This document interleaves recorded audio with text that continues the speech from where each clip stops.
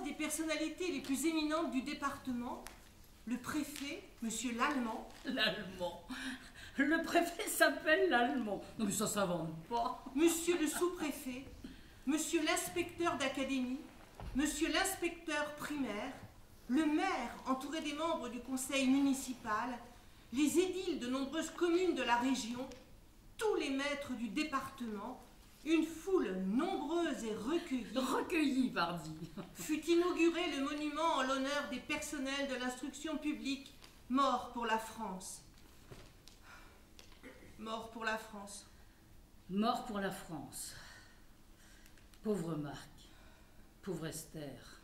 Dans une brève mais pathétique allocution, le préfet l'Allemand devait déclarer: l'admirable exemple de ces 126 morts restera comme une leçon perpétuelle. Des hommes tels que nos glorieux morts, il faudrait les honorer à genoux. Demandons-leur, nous, leurs survivants indignes, nous qui devons pourtant nous montrer dignes d'eux, de leur souffrance et de leur sacrifice, nous qui leur devons tout. Oui, demandons-leur pardon de n'avoir pas souffert autant qu'eux. Souffrir autant qu'eux. Souffrir, toujours souffrir. Après ce remarquable discours, va l'émouvant épilogue de cette bien belle journée. La cérémonie se termina par un défilé général des élèves des écoles publiques. Ce défilé, bien que contrarié par la pluie, oh, quelques gouttes, fut imposant. Ce défilé fut imposant. Tous ces enfants, en rang, alignés, bien habillés, tout en blanc, nets, comme il les aimait tant, tellement pointilleux sur l'hygiène et la tenue. Ah, s'il avait pu voir tous ces enfants. Ouvrait la marche, en tête du cortège, une trentaine de petits garçons et de petites filles, représentant les diverses écoles de la ville et portant des fleurs. Toutes ces fleurs. Des fleurs. Quand ils arrivèrent à la hauteur du monument, les enfants se détachèrent du reste du cortège et vinrent déposer au pied de la statue les bouquets et les palmes dont ils étaient chargés. La foule applaudit à ce geste gracieux. Gracieux. Pauvres enfants. Gracieux. Voyez-moi ça. Gracieux, oui. Gracieux.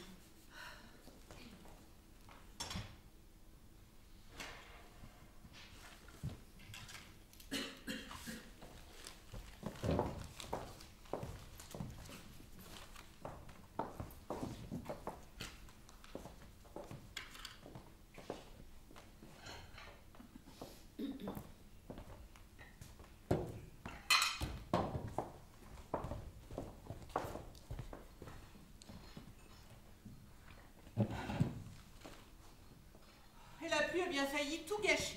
Oh bah j'ai lu ça dans le Cherbourg éclair. Quelques gouttes seulement. Oh, mais tout le monde a eu peur. Tout était si bien organisé. Les petites filles, les fleurs. Est-ce que tu l'as vu dans le journal? J'aurais bien voulu, Esther. J'aurais bien voulu venir. Je t'en prie. Tu as tout le travail à faire, mais les enfants... Oh, maintenant les enfants sont grands. C'est vrai. Les enfants grandissent. Et puis un beau jour... Esther.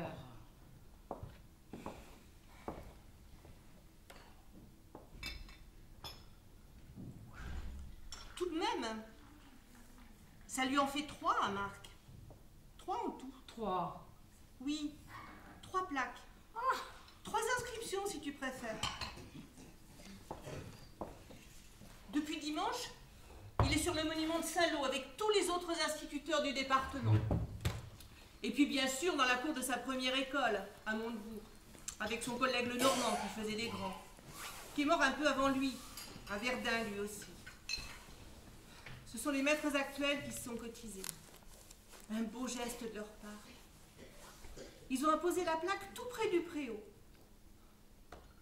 Tu sais, celui certificat là-bas, ils ont débuté avec Marc. Ils en parlent parfois, il paraît. Oh bah tu m'en avais jamais rien dit. Pas voulu t'ennuyer avec ça. M'ennuyer? Mais qu'est-ce que tu racontes? Ça m'ennuie pas. Et puis tout ce qui touche à Marc, enfin tu le sais bien. Marc, mais le reste? Le reste? Le reste, oui, les cérémonies, les discours, les monuments. Reconnais que ça ne t'intéresse pas vraiment. Bon, disons... Et puis tiens, tu as bien raison. Tu as ton travail, les enfants. Tout ça, c'est du dérangement. Alors que moi, ça m'occupe. Je te l'ai dit, Esther. J'ai voulu venir. Mais salaud! Bien sûr, tu as bien fait. T'as assez à faire. Moi, je te le dis, j'ai rien d'autre à faire. Il n'y a personne qui attend après moi.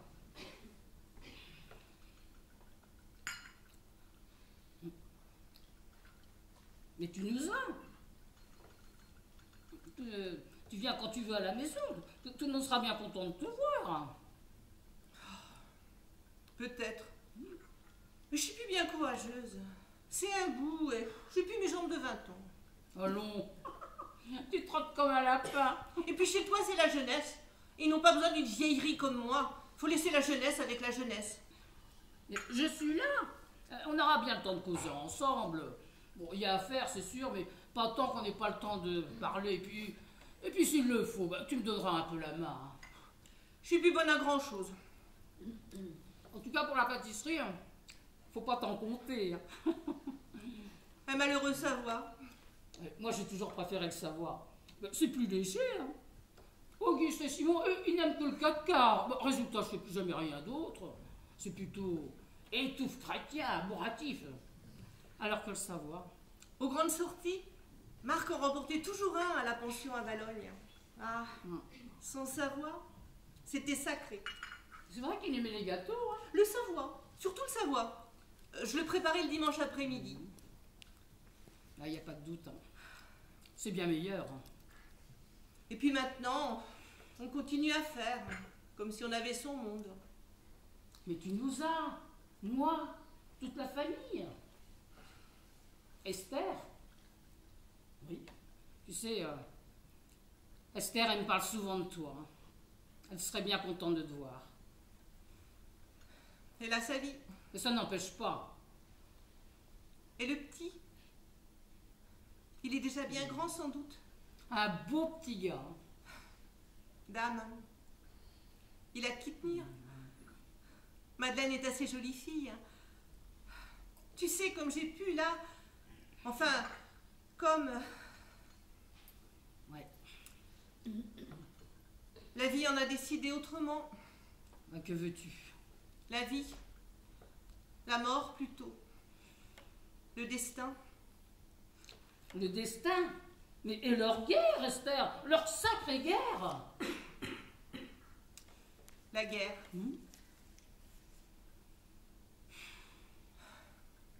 Un petit morceau? Mais si, vas-y, serre-toi. Allez. Bon, ma foi. Allez. Avec de la confiture, c'est moins sec. Si tu me prends par mon faible. C'est de la rhubarbe. Déjà qu'à la maison, ils m'appellent tous la mémé confiture. Des voisins qui m'en donnent quelques pots. Faire la confiture pour moi toute seule, ça vaut pas la peine. Les jeunes sont allés au mur hier. Ils sont bons, Du hameau à la maison. Oh, ils en ont trouvé quelque chose, je ne dis pas. Eh ben, Madeleine a passé la soirée à les cuire. Elle a bien fait, il faut les cuire aussitôt, autrement ça tourne et ça prend pas. Si tu veux, je t'en ferai porter un pot par Simon. Il doit justement aller au bourg. Sinon, il va bien Simon? Bon, ça va. Toujours sa chasse? Plus que jamais, tu penses. Une vraie passion. C'est bien. Oui. Si le travail se fait quand même. Il tient ça du grand-père. Le père d'Auguste. Et d'Édouard par le fait? Par le fait. L'autre dimanche, ils nous ont apporté un lièvre de 6 livres et demi. On en a eu pour 2 jours. On n'en voyait pas la fin. Déjà ça de gagner? Ouais, mais à force, on s'en dégoûte un peu. C'est pas comme le poulet. Le poulet, on mange plus facilement du poulet que du lièvre ou du lapin. Oh, c'est probablement vrai. Ça fait tellement longtemps. Plus beaucoup d'appétit. Et tu maigris, avec ton lait caillé tous les jours. Mais ça tient pas au corps. Tiens, la prochaine fois qu'ils m'en apporteront, je te ferai apporter un petit lapin. Non, un petit pigeon. Embête pas tes chasseurs avec ça. Ça ne les embête pas. Oh, tu sais, ils sont toute une bande. Hein. Alors, il y a l'Alphonse de la Grand-Mare. Toujours aussi vaillant, l'Alphonse. Hein. Et puis les 4 gars de la Belle Épine. Et puis les 2 Loisel. Le père et son gars. Son gars? Celui qui s'occupe tant? Des anciens combattants. Un vrai radoteur avec ça. À croire qu'il a gagné la guerre à lui tout seul. Tellement fier de ses exploits. Il ne sait pas parler d'autre chose. Hein? Il doit reluire ses médailles tous les soirs au miroir. Et comme dit Simon, le matin, il se lève avec la Marseillaise. Le soir, il se couche dans le drapeau. Il en faut comme lui, pour se souvenir. Ah, le souvenir à bon dos. Hein. C'est surtout l'occasion de se retrouver entre bons hommes au café, à se faire mitonner des bons petits plats par la Marceline pour leur sacré banquier. Ils ont bien mérité ça, ils ont assez souffert. Oh, c'est ce qu'on dit dans les discours. Bon, on le dit parce que c'est vrai. Eh bien, on aurait pu aussi y penser avant. Avant? Oui, avant de nous les envoyer. Tous ces monuments, ces grands discours, ces cérémonies, ça me... Il nous reste toujours ça. Et nos yeux pour pleurer. Oh, Esther. Comme on les a aimés vivants, on les honore morts. Toi, tout tes monde est revenu. Tu peux pas comprendre. Alors que moi, qu'est-ce qui me reste? Les cérémonies. Pour me parler de lui encore un peu. Mais je disais pas ça non plus. Pour toi, tu penses bien. Je te reproche rien, ma bonne Julienne. C'est le destin. Et leur guerre, Esther, leur sacrée guerre.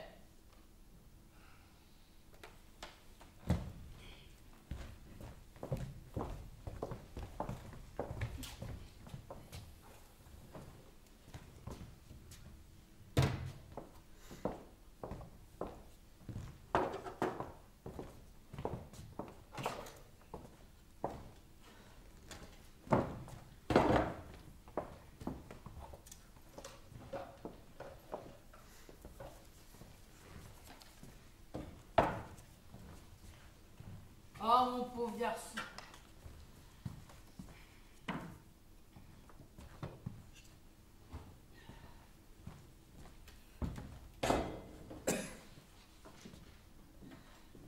Mon pauvre Marc.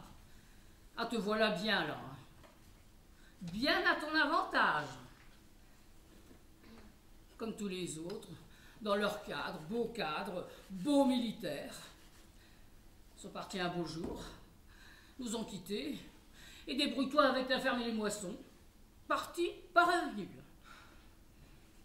Saint-Quentin. Saint-Quentin. Saint-Quentin. Charleroi. Reims. Soissons. Noyon. L'Affaire. Montdidier. Le chemin des Dames. Le fort de Vaux. Sissonne, Craonne, Péronne, Montdidier, Saint-Avold, Crépy en Varois, Ligny en Valois, Vitry-le-François, Châlons, Châlons-sur-Marne, la Marne, la Somme, l'Aisne, l'Oise, l'Argonne, la forêt d'Argonne, Douaumont, les Éparges, Verdun. Oh, Verdun. Partis, pas revenus. Nous ont laissé leurs belles photos, qui nous regardent avec leurs grands yeux vides. Excuse-moi, Marc, mais je dis pas ça pour toi. Hein. D'ailleurs, tu as toujours eu le regard lointain, rêveur, avec tous tes livres. Pauvre Marc. Pauvre Esther. Non mais cette allure, belle moustache, bel uniforme, beau militaire. Non, ça ne te ressemble pas vraiment. Ressemble à tous les autres, accrochés dans toutes les maisons, tout fiers, dans leur grande tenue. Moi j'en ai vu tant et tant, que je suis parfois fatiguée de les voir alignés dans les salles à manger et aussi dans les chambres, à nous guetter le soir. Ni jeune, ni vieux, soldats sans âge. des oncles, des cousins, des neveux, des pères, des fils. Et toi, Marc, encadré aussi, comme les autres. À Charleroi, Ernest Bigot du Belmignot. À Crâne, Abel Blandin du Vieux Moulin. À Montavolt, Pierre Duval du Bourg. Dans la Somme, André Fontaine de la Bellegarde, Lucien Fontaine de la Bellegarde, Gazet. À Noyon, François Hermelin des Quatre Chemins. À Verdun, Julien Hermelin des Quatre Chemins. Aux Éparges, Louis Hermelin des Quatre Chemins. Ils sont partis comme ils étaient, des grands, des petits, des gros, des malins, des balourds, les propriétaires, les fermiers, les commis, et une flopée de gamins. Oui, surtout des gamins aux joues roses. Il nous est resté que de beaux militaires, comme là. Souvenirs. Objets qui traînent dans les chartreries et les greniers. Casques, masques à gaz, baïonnettes, cantines, tout le bazar. Bon pour amuser les gosses. Joli jouet. Oui, tiens, saloperie, oui. À Verdun, Paul Vieux dit le grand Paul de la ferme Saint-Martin. À Péronne, Jean-Marie Léger de la Bamonterie. Aux Éparges, François Lemay du Bourg. À Verdun, Pierre Lemay du Bourg. À Ligny, Jean-Marie Le Petit de la ferme.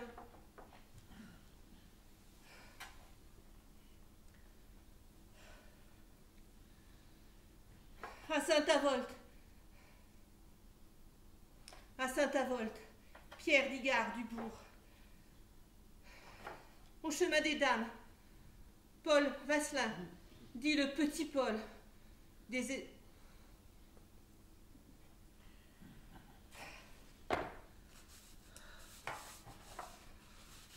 sur la Marne, Édouard Vautier du Bourg.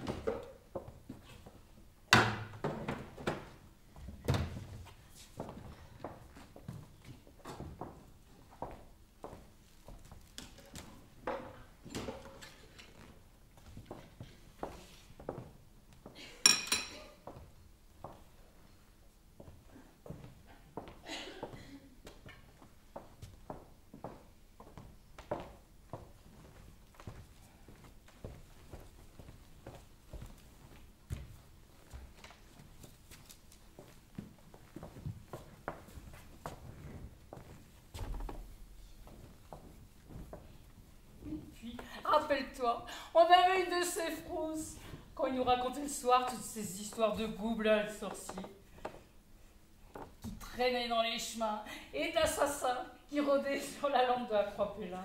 Des contes à faire peur aux fillettes. Et après, tu te souviens, on se blottissait dans le lit, presque rassurés, la tête sous les couvertures, avec le vent et la nuit de l'autre côté de la fenêtre. Et le grand-père, tu te rappelles? Qui nous expliquait les familles. Oh bah ça t'intéressait déjà beaucoup, les familles. Je tiens ça de lui. C'est vrai qu'il les connaissait toutes. La nôtre, la tienne et celle de nos futurs. Comme s'il avait deviné. Et il remontait à je ne sais quand dans le temps, avec toutes ces branches de parenté. Bon, moi je lui perdais un peu. Les premiers lits, les seconds lits, les oncles par alliance, les cousins qui remuaient Germain. C'est le pays des assassins et des cousins, les mêmes parfois. C'est comme cette histoire des Bigots. Bon, c'était notre préféré. Bon, fallait s'y retrouver. Hein. Pourtant simple, le père Bigot avait remarié la sœur de la femme du fils d'un premier mariage. Ouais, c'est ça. Le père et le fils avaient épousé les deux sœurs. Si bien que la femme du père Bigot était dans le même temps la belle-mère et la belle-sœur du fils Bigot. Et que la femme du fils Bigot se trouvait être, par le fait, la belle-fille est la belle-sœur du père. Oh, et ça coule de source, hein. Voilà. Ou, si on veut, on peut dire que l'une des filles, l'aînée, avait un beau-frère qui était en même temps son beau-fils, enfin, ou filâtre plutôt, et que l'Isabelle, la puinée... Ouais, comme tu dis, ouais.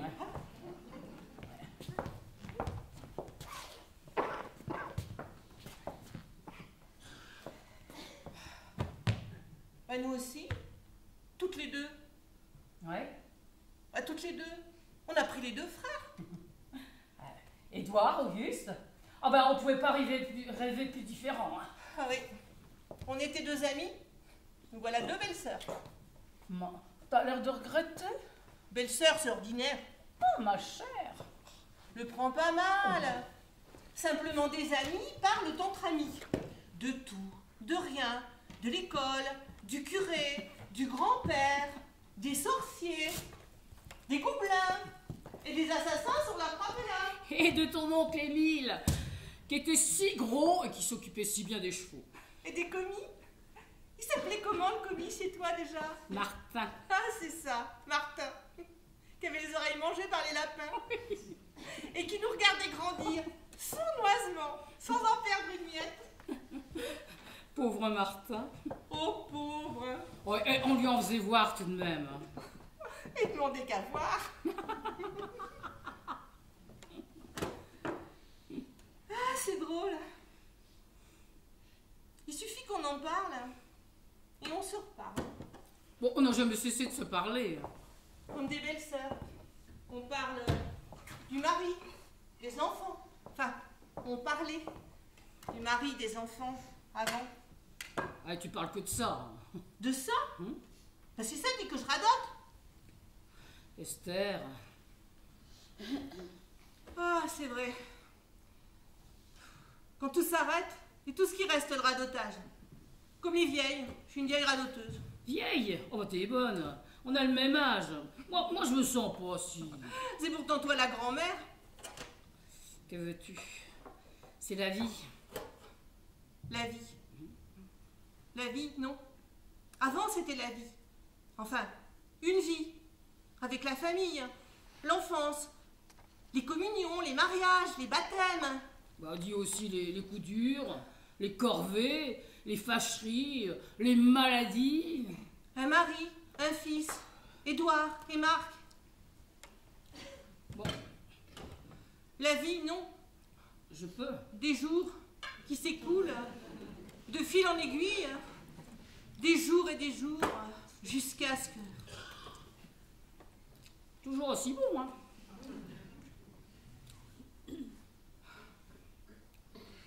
Oui, t'as raison. Parlons d'autre chose.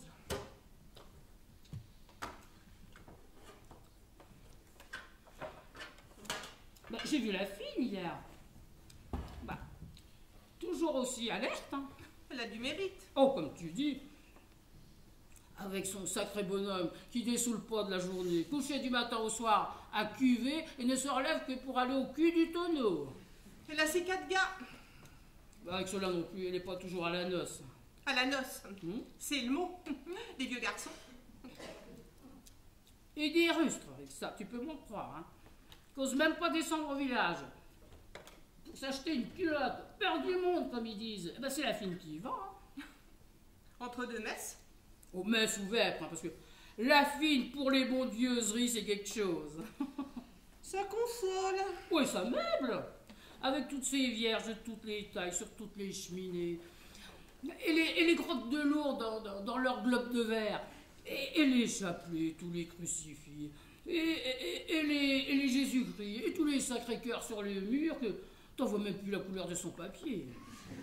Je te jure, c'est pas une maison, c'est quasiment une église. T'as presque envie de faire le signe de croix en rentrant pour boire un petit jus. Chacun ses bibelots. Ça fait marcher le commerce. Et chacun sa croix. Oh bah, c'est surtout son bonhomme, hein, parce que les jeunes, c'est plus bête que méchant. 4 garçons, par les temps qui courent. Et je te dis, de vrais sauvages, qui ne sortent jamais de leur tanière, et pas plus au bal qu'à l'église. La fine prie pour eux. Oh, c'est-il pas Dommage, avec toutes ces filles qui ne trouvent pas de mari. Pas toutes. Et des jeunes gens, des beaux jeunes gens, solides, hein. Et la belle Épine qui est une si belle ferme. Et de la bonne terre et tout. Oh, personne pour prendre la suite. Et s'il faut vendre, oh, quelle misère. Et le nom?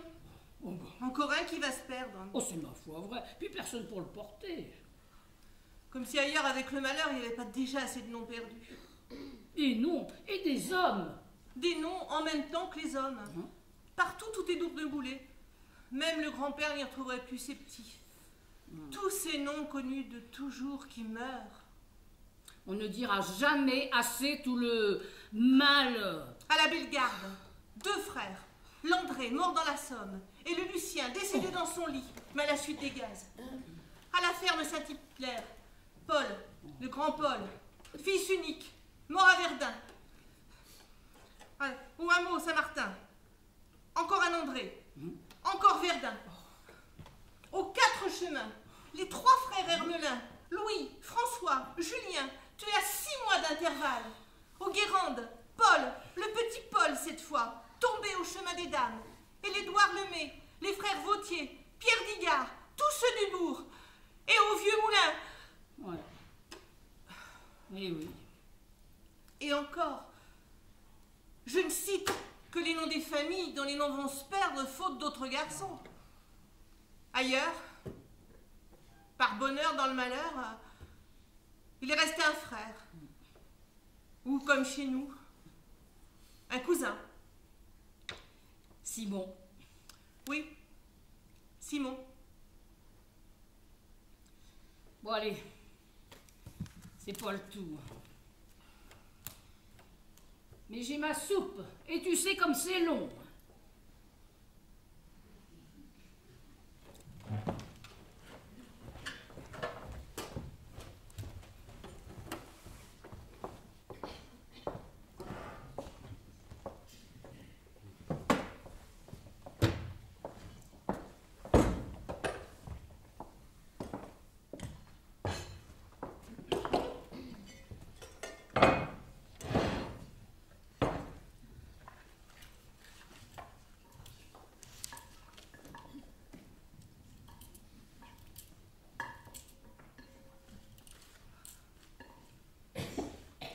Verdun, 24 avril 1916. Maman, je viens de recevoir ta lettre et ton colis, et je profite d'un moment de répit pour te répondre. Tu m'apprends que ce pauvre Lenormand a été tué, ici, tout près de nos propres lignes. C'est étrange. Il est peut-être mort à quelques mètres de moi, et c'est toi, à des centaines de kilomètres, qui me l'apprend. Pauvre Jacques. Je me souviens si bien de lui, à Valognes, en primaire supérieure, et à Saint-Lô ensuite, à Normal. C'était un garçon grave et un peu triste, mais il adorait tes Savoies. Toute l'escouade aussi d'ailleurs, il te remercie bien. Quand je l'ai retrouvé à Montebourg, il m'a évité bien des erreurs. La première année, surtout avec les petits, on veut toujours trop en faire. En repensant à lui, si soucieux, presque mélancolique, je me souviens du père Aymar, de ce qu'il me disait le soir après la classe, avec son ton de vieux magistère qui m'en imposait tant. « Marc, tu seras un maître parce que tu as été fait pour ça, mais tu ne seras pas plus heureux pour autant. Au contraire, car tu es de la race des inquiets, de ceux qui veulent savoir. Tes petits camarades, il pensait à Simon bien sûr, et à toute la bande de galopins que tu sais. Tes petits camarades, eux, aiment la vie, spontanément, naturellement, et toi, tu aimes les livres. » Il avait peut-être raison, le vieux père Aymar. Peut-être. Mais je t'avouerai que je n'en suis plus si sûr. Il faudra que tu passes le voir. Ouais. Car ici, penser trop à la vie est une souffrance. Et les livres seraient une bien belle consolation si la guerre nous en laissait le temps. Non que les choses aillent mal, rassure-toi. Il y a bien quelques escarmouches, sans plus. En fait, ce qui nous occupe, nous use, C'est la routine, la popote, les corvées, les objets à retaper, les vêtements à rafistoler, et un minimum de ménage pour entretenir le bourbier. Enfin, tout ce que vous faisiez, vous, les femmes, et qui nous semblait si naturel de voir fait. Eh oui. Alors Simon, excuse-moi, je saute vraiment du coq à l'âne. Simon est affecté dans la marine. La tante Julienne doit être dans tous ses états. Je l'imagine d'ici, avec son côté mère poule, elle qui aime tant avoir toute sa couvée autour d'elle. Je voudrais bien dire un mot pour la rassurer, mais je ne sais rien de la marine. Et comment imaginer des bateaux et la mer dans cette guerre? Nous sommes vraiment une armée de tutéreux, la bouillasse est partout, elle nous colle au godillot, nous poursuit jusqu'au fin fond des tranchées et des boyaux. J'envie parfois Simon, car je ne sais plus la couleur de la mer. Tu devines comme il me tarde de revoir la baie des Calgrins et les vagues sans fin dans l'anse Saint-Martin. Et les vagues sans fin dans l'anse Saint-Martin. Il me tarde aussi, bien sûr, de vous voir, toi et Madeleine. Et ce m'est une douce pensée de savoir Madeleine près de toi, de vous imaginer ensemble, toutes deux, à la maison.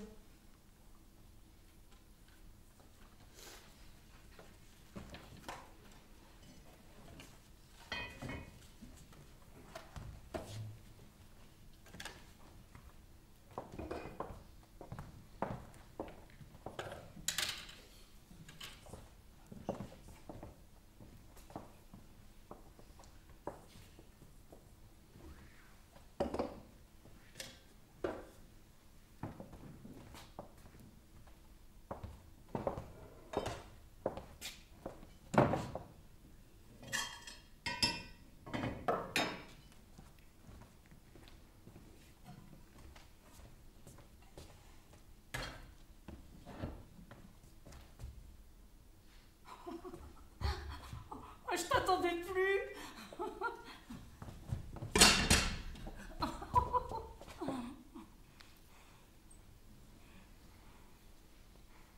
J'ai pris les Gruber, c'est plus long, mais c'est moins dur Que parler bon. Bon, un café, un peu de cidre. Va pour le cidre, s'il n'est pas trop dur. Dur? On dit pas ça à Auguste. Il est tellement fier de...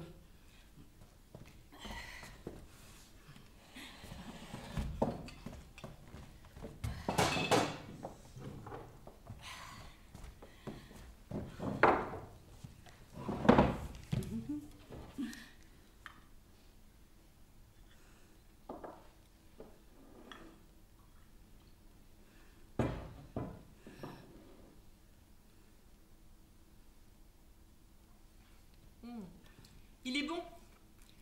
D'ailleurs, il a toujours été bon, hein. Déjà du temps du grand-père. Madeleine ne va pas tarder. Elle est passée prendre des remèdes chez Mercier. Il y a des bêtes qu'on ne verront. Tes hortensias, ils sont d'un bleu. Je sais pas comment tu fais. Moi, j'arrive pas à les garder aussi bleus. Bon, faut piler de l'ardoise, de la mettre dans la terre. Même avec l'ardoise, je m'explique pas.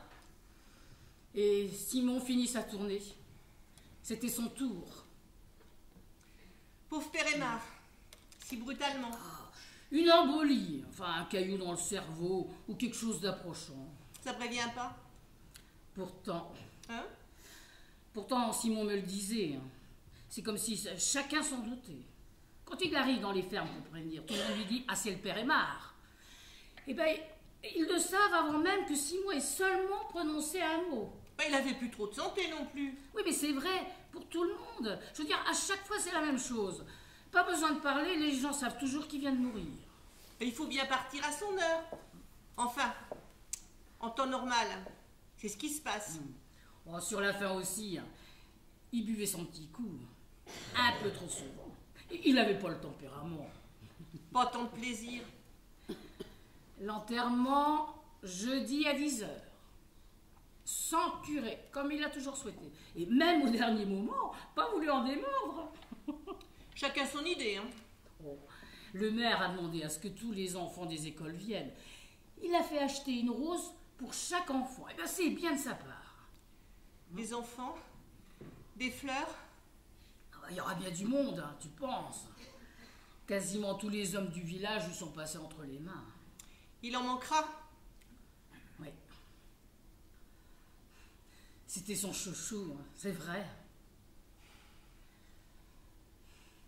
Marc aussi aimait beaucoup le père Aymar, comme un père. Enfin, comme il aurait aimé son père s'il avait eu l'occasion de le connaître. Peut-être même plus. Parce qu'entre un père et un fils, il y a 1000 sujets de chicane. Ah ça, tu l'as dit, hein. Auguste et Simon, ils sont toujours à se chercher, comme chien et chat. Le vieux et le jeune coq. Eh ben, si tu veux, ils viennent te prendre pour aller au cimetière.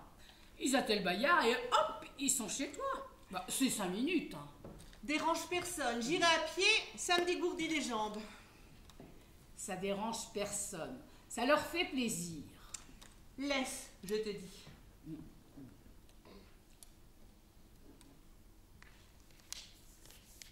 Oh!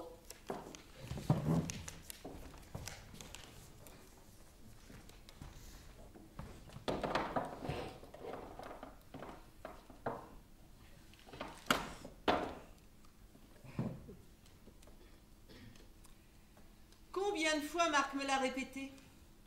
Tu sais, maman, le père Aymar, c'est quelqu'un. Bon, Simon aussi l'aimait bien. Oh? Et pourtant, il en a reçu des taloches, des coups de règle sur les doigts, des heures passées au piquet. Bon, il le méritait sans doute. Hein. En tout cas, il avait bien garde de s'en plaindre. Hein. Pas folle, la guêpe. Bah, faut dire Simon, pour le tenir entre 4 murs.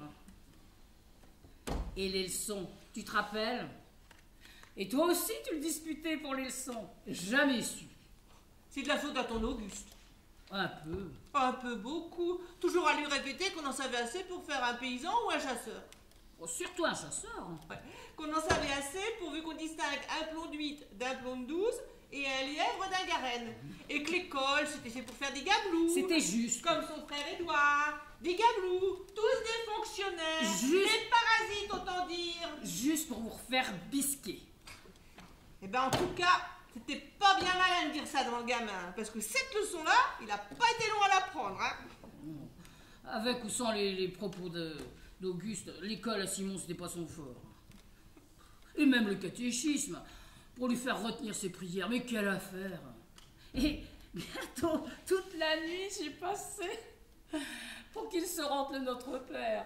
Et pour un peu, le vieux curé de la Haye le collait à son examen de communion. Tête de bois. Tête de lard, tu veux dire? Le père Aymar me disait souvent, hein, s'il avait voulu, il aurait pu.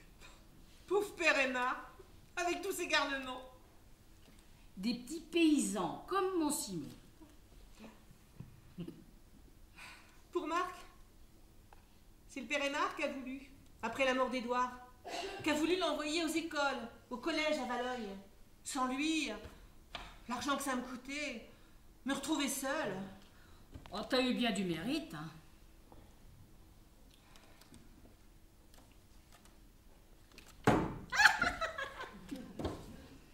Non, je te le dis, c'est lui, c'est le père Aymar qui l'a voulu. Il avait dit à Marc, tu feras un maître d'école parce que tu es fait pour ça. Bah, faut dire que Marc, c'était une tête. Et je suis sûre qu'Édouard l'aurait souhaité aussi. Tellement fier de son fiston, son gars. Bah, ils avaient raison tous les deux, hein. Ton Auguste et le père Aymar. La terre, ça vaut rien. Tandis qu'un bon salaire qui tombe tous les mois, c'est autre chose. Oh, le salaire! Et les vacances. Pour aller aider à la ferme, comme faisait son oncle Édouard. Prenez pas une journée de congé pour se reposer. Bon, il aimait bien. Oh, si tu le dis. Ouais, c'est lui qui le disait, ça le changeait de ses bureaux. Peut-être. Ah!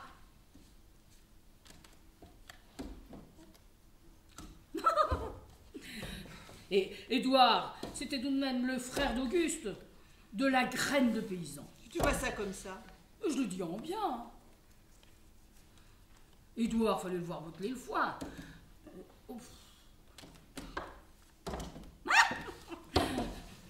Auguste me le disait souvent, hein. Quand il en donnait un coup, il n'avait pas son pareil. En 1 heure, il se faisait bien. 2 ou 3 tours de rein. Ah, elle tube de liniment qui passait tout entier le soir.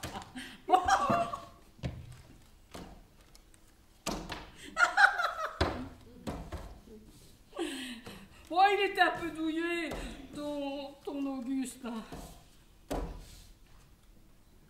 Bon, fais pas cette tête, hein. Bon, il était bien, ton Auguste. Non, ton Édouard, bien, un peu douillé, mais alors, tellement instruit. Instruit, oui. L'instruction? Et après?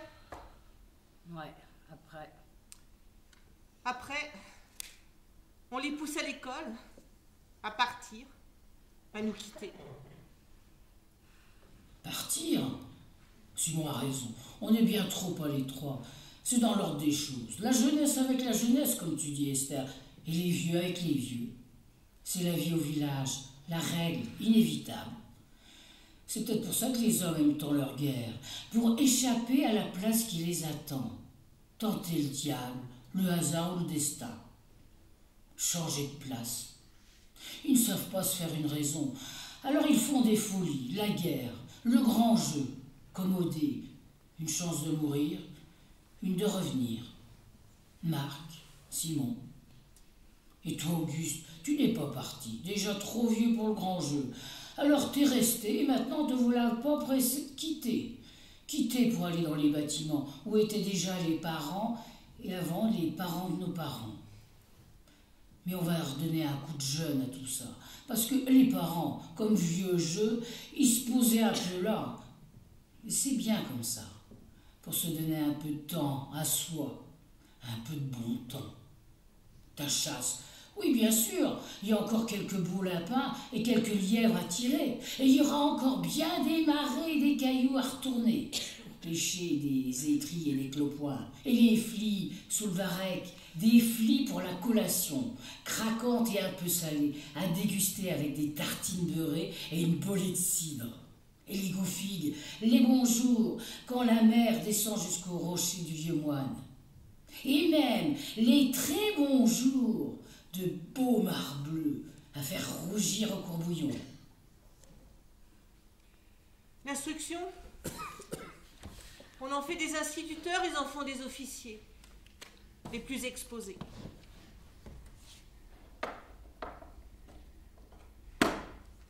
Il a bien fait, ton Simon, inscrit maritime. Oh, mais les bateaux aussi coulaient, puis là, tout le monde y restait.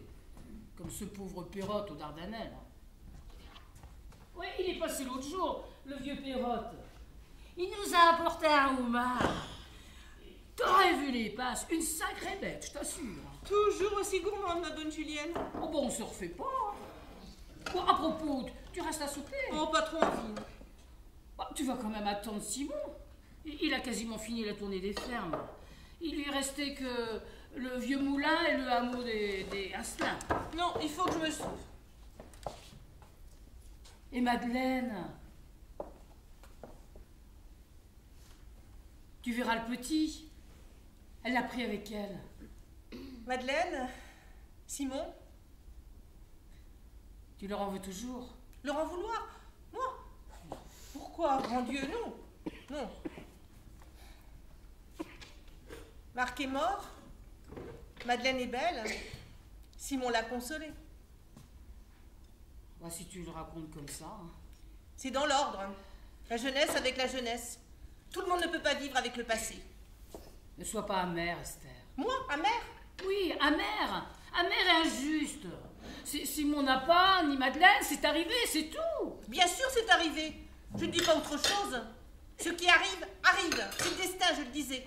Et ce qui arrive n'empêche pas de garder le respect et la mémoire. La mémoire. Tout va si vite aujourd'hui. On oublie, c'est bien normal.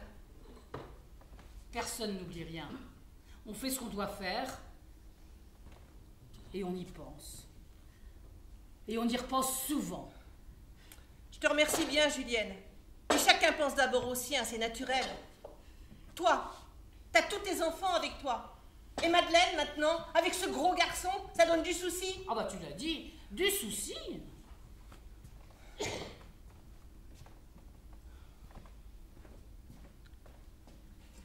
Julienne? Oui. C'est vrai, je suis mauvaise. Mais non. Malheureuse. C'est pareil. Tu sais, je leur en veux pas. Pourquoi je leur en voudrais? Et puis je savais tout. Oui, tout.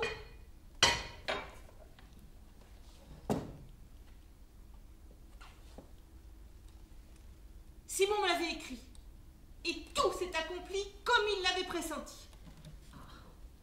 Pour Simon, il avait deviné. Il m'avait dit, s'il m'arrive quelque chose, il faut que Simon et Madeleine, et c'est arrivé. Oui. Alors maintenant, tous les deux, ce sont un peu mes enfants. Bien sûr. Julienne, Oui. donne-les-moi. Hein? Enfin, je veux dire, laisse-les venir vivre à la maison. Ici, tu manques de place. Surtout s'il y a un autre enfant. Chez moi, c'est grand, ils seront bien. Et la ferme, Simon a son travail ici, à la ferme. Mais c'est pas si loin, hein, tu le disais. Avec Bayard, c'est 5 minutes. Tout de même, c'est guère pratique tout de même. Bien sûr, j'ai eu tort. Esther. J'aurais dû m'en douter. Oublie ça, Julienne. Personne ne peut demander ça à personne. Et surtout pas à toi, la tante Julienne, tellement mère-poule avec toute sa couvée autour d'elle. Esther, écoute-moi. Viens, toi. Moi? Oui, viens chez nous, vivre ici. Ici? Oui. Et qu'est-ce que tu ferais de moi? T'as pas de place, je disais. On doit retaper le vieux bâtiment, celui où vivait le grand-père. Hein? Oui. C'est ce que t'as trouvé? Mais quoi? Me reléguer chez les vieux? Mais... Pour y finir et mourir? Mais... Esther, nous aussi on y va. Merci. Merci bien. J'ai encore un toit, chez moi. Mais qu'est-ce que t'imagines? On y va? Mais comme ça? Simon et sa Madeleine, ils vous chassent? On y va, c'est tout, c'est dans l'ordre. Toi, t'as toujours voulu... Oui, vivre au-dessus, péter plus haut. Ah, c'est ce qu'on disait, n'est-ce pas, hein? À cause des douars, des douanes, de marques. Maintenant, se retrouve le bec dans l'eau, Esther. Vous êtes tous joliment contents. T'es folle, ma parole. Peut-être. Sûrement.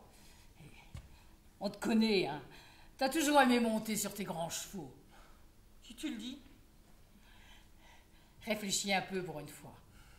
Mais viens chez nous. Tous les trois, on sera bien. Mais on se chicanera, on s'entendra pas, c'est sûr. Mais j'espère bien. On nous croirait malades. Faut que j'y pense, Julienne. Que je me fasse à l'idée. Tiens. Voilà Madeleine de retour. Allez, reste toujours à souper. Et pour une fois, ça te changera de ton sacré les cahiers.